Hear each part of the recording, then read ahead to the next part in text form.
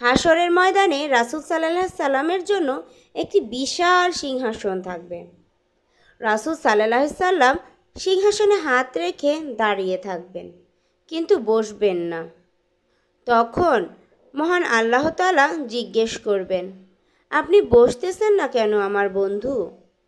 তখন আমার মায়ার নবী হজরত মুহাম্মদ সাল্লাল্লাহু আলাইহি সাল্লাম চোখ মুখ কালো করে বলবেন, আমি যদি এখন বসে যাই তাহলে আমার এই অসহায় উম্মতের জন্য ছোটাছুটি কে করবে আল্লাহ?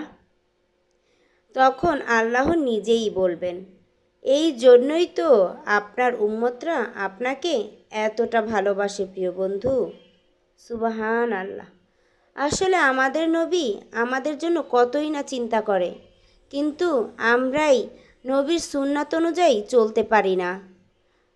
সবাইকে শুভরাত্রি। ধন্যবাদ।